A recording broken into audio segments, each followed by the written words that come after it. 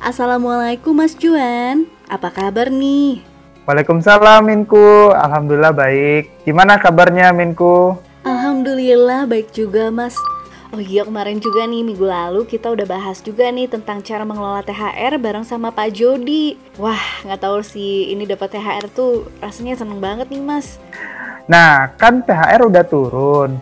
Selain kita pakai untuk kebutuhan sehari-hari dan investasi, jangan lupa nih Minku, kita juga harus yang namanya berbagi sesama, berbagi kebahagiaan melalui yang namanya zakat fitrah. Udah disiapin belum? Kebetulan banget nih Mas, hari ini tuh aku mau nanyain tentang zakat.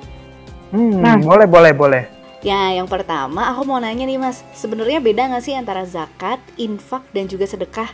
Nah, kalau misalnya sama, apa samanya, dan kalau beda tuh bedanya di mana sih Mas? Oke, ini pertanyaan bagus banget dan memang ini adalah pertanyaan yang mendasar supaya kita semua bisa tahu perbedaannya sehingga nanti nggak salah nih pada saat kita melaksanakan.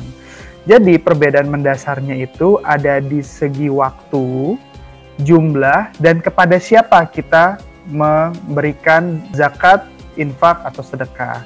Jadi zakat itu memang berbeda dengan infak dan sedekah. Infak dan sedekah ini kurang lebih mirip. Jadi perbedaannya adalah dari segi waktunya kalau zakat itu sudah ditentukan.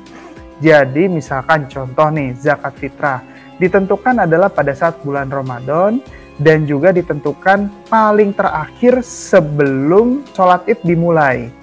Jadi ada waktunya, jangka waktunya. Kalau dia lewat dari itu dianggap dia tidak membayar zakat atau dianggap dia tidak melaksanakan kewajibannya. Kalau untuk infak dan sedekah itu bisa kapan saja loh Minku. Jadi mau besok, mau lusa, mau bulan depan itu silakan kita sebut dengan infak dan sedekah. Nah, kalau jumlahnya di zakat itu sudah ditentukan. Kan contohnya kalau zakat fitrah ini itu seperti 3,5 liter beras, atau kalau zakat mal atau zakat harta itu dilihat dari nisabnya, yaitu adalah berapa gram emas. Kalau harta kita sudah mencapai berapa gram emas tersebut, itu kita wajib untuk berzakat. Kalau misalkan zakat fitrah itu sudah ditentukan jumlahnya, misalkan 2,5 kg beras atau 3,5 liter nih dari beras atau bahan makanan yang biasa kita makan sehari-hari.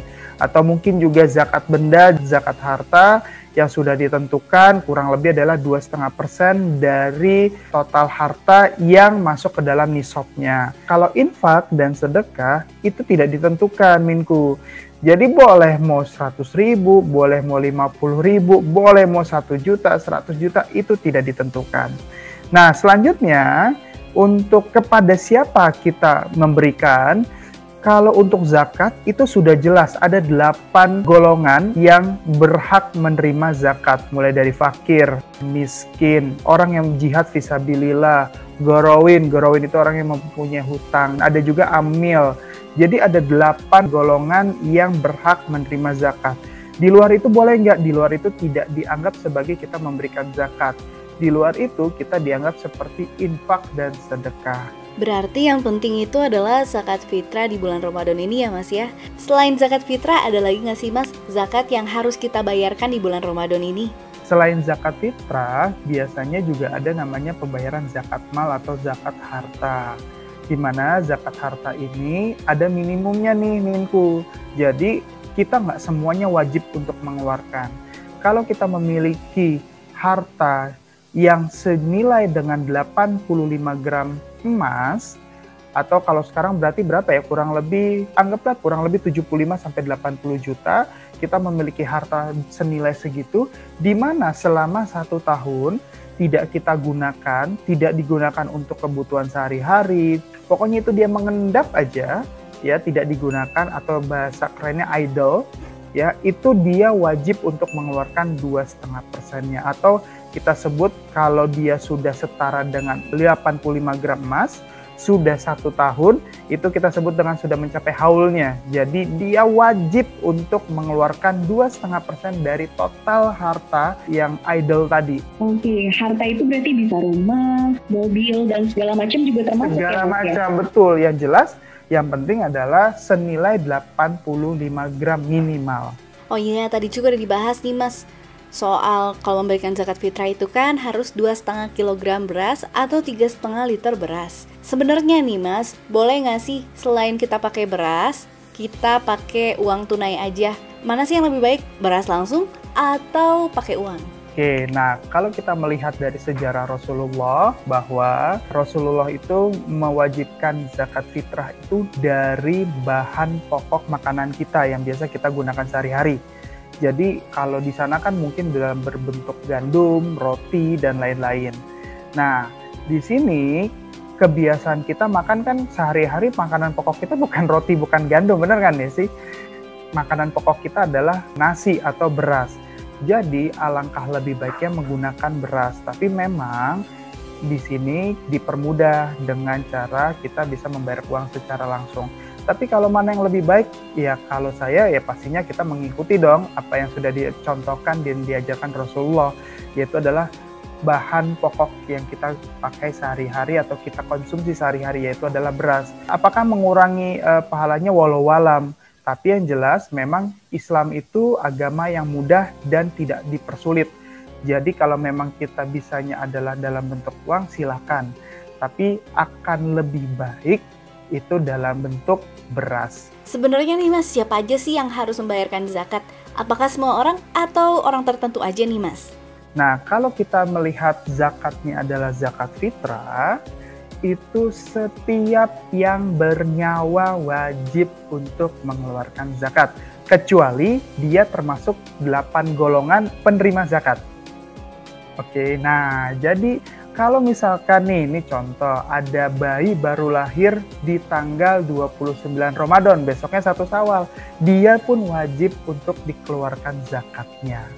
Bahkan ada beberapa pendapat yang mengatakan kalau ada seorang ibu yang mengandung dan kandungannya itu sudah lebih dari 4 bulan, karena kan menurut hadis bahwa atau menurut ilmu pengetahuan pun juga bayi yang di dalam kandungan di atas 4 bulan itu dia sudah mendapatkan ruh atau sudah bernyawa secara fisiknya, itu pun juga wajib dikeluarkan zakatnya.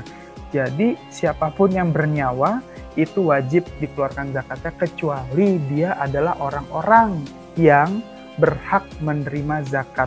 Boleh nggak yang berhak menerima zakat mengeluarkan zakat? Silahkan saja. Ya, tapi dia pun juga berhak untuk menerima zakat. Tapi apakah dia menjadi berat atau tidak mengeluarkan zakat, itu nanti kembali lagi kepada masing-masing.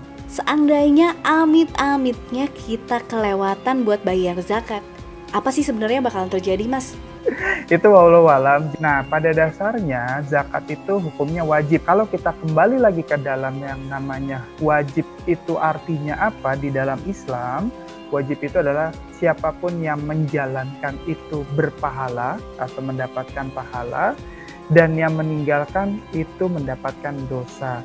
Jadi apa yang akan terjadi itu wallahu alam, karena itu adalah yang disebut dengan hablum minallah atau hubungan dia kepada Allah. Sobat finansialku, jangan lupa ya buat bayar zakat. Seperti yang tadi udah disampaikan, kalau misalnya kita bayar, kita akan mendapatkan pahala. Tapi kalau enggak, bakalan dapat dosa, nggak mau kan? Ya, sekarang makanya pertanyaannya adalah gimana sih Mas caranya biar kita bisa mengatur keuangan kita, biar kita bisa bayar zakat nih? Oke. Ini penting banget ya buat kita kaum milenial, para sobat-sobat finansialku yang sedang menyaksikan video ini. Ini penting banget karena ini adalah salah satu di dalam perencanaan keuangan, terutama keuangan Islam, bahwa zakat, sedekah, dan infak ini adalah sesuatu hal yang hukumnya adalah wajib untuk dikeluarkan.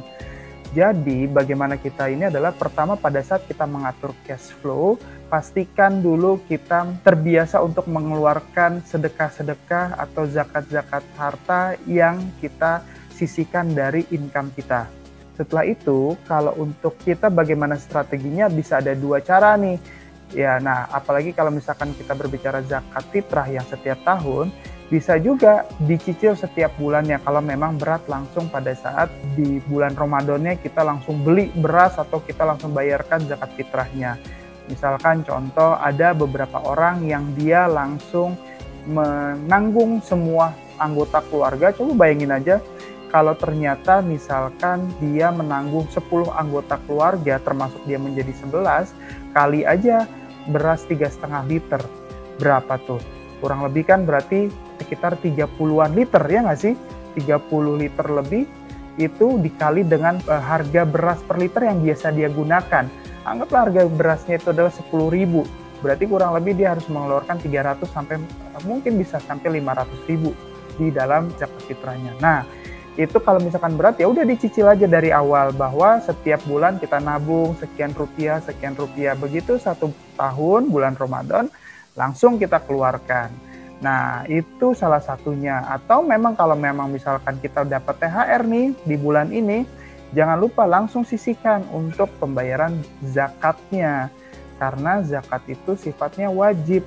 Jangan sampai kita fokus terhadap mengerjakan yang sunnah, tapi yang wajibnya ketinggalan. Nah itu sobat finansialku, jangan lupakan hal wajibnya ya. Oke deh, segitu aja nih dari Minku. Makasih banget ya Bas Juan buat sharing-sharingnya hari ini. Semoga apa yang udah Minku tanyain bisa menjawab semua pertanyaan teman-teman mengenai zakat. Kalau masih bingung, boleh langsung aja tulis di kolom komentar. Oke deh kalau gitu, sekian aja dari Minku dan juga saya Juan Mahir Muhammad CFP dari finansialku.com. Assalamualaikum warahmatullahi wabarakatuh.